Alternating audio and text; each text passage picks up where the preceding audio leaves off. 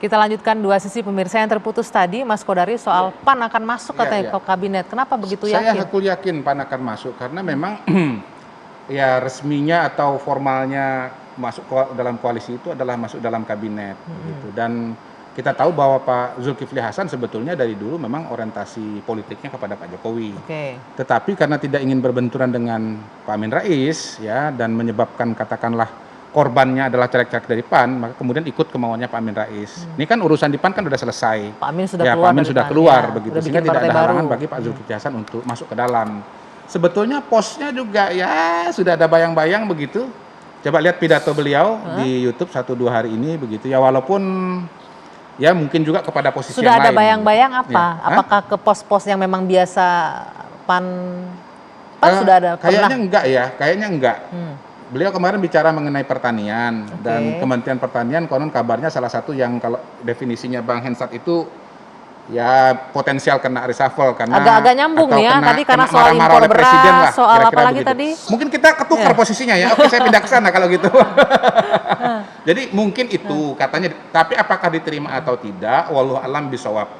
Karena kalau yang namanya reshuffle itu kan dia it takes two to tango. Mungkin ada pos yang tersedia ini, ya lalu kemudian menterinya sendiri juga punya calon menterinya sendiri punya aspirasi atau keinginan. Gitu. Ini kan kita berbicara masih memprediksi nih ya, kemungkinan ada yang masuk dari luar segala macam. Tapi juga ada nih yang agak rame juga dari barisan koalisi juga agak merasa keberatan dengan perubahan atau reshuffle ini. Kita dengar sebentar ya dari pernyataan dari Irma Suryani berikut ini. Kita harus berhati-hati karena menjaga teman-teman di dalam yang berjuang itu lebih penting daripada sekedar misalnya memasukkan orang-orang yang dulu berlawanan ke dalam. Ya, bisa didengarkan tadi? Ya, kalau konteksnya Pak Zulkifli Hasan saya kira nggak berlaku itu ya. Karena, masih bagian dari koalisi. Karena elit politik sesungguhnya tahu bahwa Pak Zulkifli Hasan itu orientasinya kepada Pak Jokowi begitu, dan PAN tidak mendukung karena memang ketua umum yang sesungguhnya ketika ada Pak Amin Rais itu Pak Amin Rais begitu. Jadi ya nggak mau berbenturan dengan Pak Amin Rais, dan tentu saja kepentingan apa yang lebih makro ya itu ada dalam kacamatanya Pak Jokowi, bukan dalam kacamatanya katakanlah Mbak Irma, karena Mbak Irma itu anggota koalisi kan begitu. Tapi kan pemimpin koalisi adalah Pak Jokowi. Tapi kan pasti ada nggak sih Anda melihat mungkin kemungkinan resistensi dari partai koalisi lainnya ketika masuk yang nggak berdarah-darah nih malah gabung sekarang? Saya tuh beginilah, partai-partai koalisi itu sebelum mendukung Pak Jokowi, statementnya sama semua. Kami mendukung tanpa syarat gitu. Ya udah sih, pegang aja gitu. Sekarang sampai sekarang ya harusnya tanpa syarat kan. Nggak kebagian harusnya nggak apa-apa. Ya udah nggak apa-apa, harus dimengerti kata-kata tanpa syarat itu. Lagi pula Pak Prabowo sudah di dalam, Pak Sandi juga sudah di dalam, Bang Abalin sudah di dalam. Tentunya harus disebut kan ini, Bang Abalin kan penting. Nah, makanya maksud saya sudah tidak relevan lagi tentang siapa berdarah-darah dan tidak siapa berdarah-darah gitu. Karena sekarang semuanya berdarah-darah gitu. Berdarah-darah dalam arti bersiap untuk meninggalkan COVID ini kan, kita berdarah-darah semua gitu. Nah, tapi begini Mbak Anggi, kalau memang disebut pemilihan atau perombakan kabinet dan kepemilihan menteri-menteri ini adalah prerogatif presiden, memang begitu adanya. Tapi kita kan sebagai masyarakat boleh juga memberikan masukan kepada presiden misalnya. Kegaduhan yang ditimbulkan Pak Muldoko misalnya, itu menurut saya sangat tidak baik buat citra presiden. Apapun itu, berkali-kali pun dia bicara bahwa ini nggak ada kaitannya dengan Pak Jokowi, tapi dia adalah orang terdekat Pak Jokowi, salah satunya kantornya aja dempetan. Sebentar, Pak Muldoko orang terdekat Pak Jokowi, Bang Abalin orang terdekat Pak Muldoko, bagaimana menanggapinya? Semua pernyataan itu bias, karena berkali-kali saya mengatakan bahwa sistem dan mekanisme yang ada di KSP itu dia berjalan tanpa pernah ada halangan apapun di bawah kepemimpinan Pak Muldoko. Itu satu. Yang kedua, semua kegiatan di luar KSP yang dilakukan oleh Pak Muldoko berkali-kali juga saya kemukakan bahwa sama sekali tidak punya hubungan apa-apa dengan tugas dan kewenangan beliau sehari-hari di KSP. Karena itulah maka saya keberatan kalau Pak SBY selalu menyebutkan KSP Muldoko, KSP Muldoko. Sebetulnya itu tidak memberikan pencerahan dan tidak memberikan pendidikan yang bagus kepada publik. Luar biasa. Tapi kita nggak singgung situ ya, kan kita nggak bisa mengkonfirmasi, tidak ada orangnya di sini. Oh iya ya.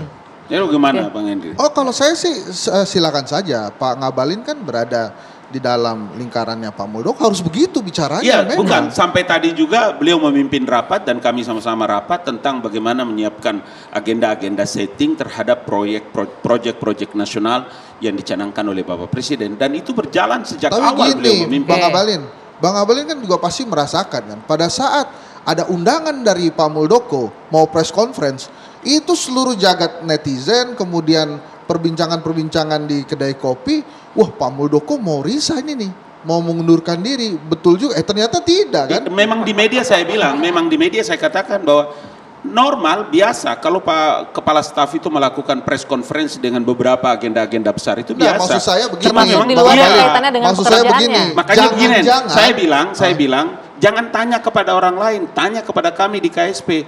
Paling tidaklah Ali Mokhtar deh ditanya. Oh iya, nggak mau saya Karena Ali gini, Ngabalin sudah Ini di dalam nih makanya ceritanya. ditanya gini sekarang, maksud kan? saya, jangan-jangan itu harapan masyarakat. Apa itu Ada harapan? yang mundur itu. Oh, Gitu, oke. jangan-jangan begitu, katanya demi Pak Jokowi gitu. Makanya pada saat ada undangan press conference itu agak berisik tuh, agak Harapan ribut masyarakat juga. atau harapannya Mas Henry Oh, kalau Satrio? saya sih santai-santai aja. Oke. Ya, Toh, sebetulnya pada handphone hari juga ini malah, nyala terus. Andi, itu justru karena pemenang dari drama Demokrat AHY dengan Pak Mul ini adalah Pak Jokowi, kan begitu kan. Dituding-tuding kan bahwa ini nanti akan ada intervensi. Ternyata kan KLP ditolak gitu. Sehingga akhirnya malah Pak Jokowi itu namanya justru bersih, dicuci dengan Terbukti ini. tidak ada Ini Karena intervensi. itu Pak Muldoko Oh, nggak diganti. Oh, diganti. Luar biasa. Ya, silakan. Boleh, begini. Saya menganggap, mohon maaf Pak Muldoko ya. Pak Muldoko saya anggap gagal ya melakukan orkestra ya, menjembatani atau melakukan dirijensi terhadap lembaga-lembaga negara. Salah satu tugas Pak Muldoko. Nah, yang dilakukan oleh Pak Muldoko justru di luar akal sehat kami sebagai warga negara, sebagai akademisi gitu. Mohon maaf mengkudeta Partai Demokrat, apapun itu. Dan faktanya ditolak oleh Kemenkumham. Nah, itu kenyataan yang ada yang kita tidak bisa bantah. Oke. Terserah gitu. Nah, maksud saya gini, kalau gagal, kalau dianggap publik tidak bisa memimpin, ya layak dong untuk mundur atau Itu kan diganti. anggapan publik ya, tapi kan Presiden punya penilaian sendiri Ya, terhadap nah, kinerja itu Pak Muldoko. Kita nggak bisa Jokowi masuk ke mendengarkan sana. karena tadi kan Jokowi adalah Iya. kita. Dan saya ingat, mohon maaf, saya katakan lagi.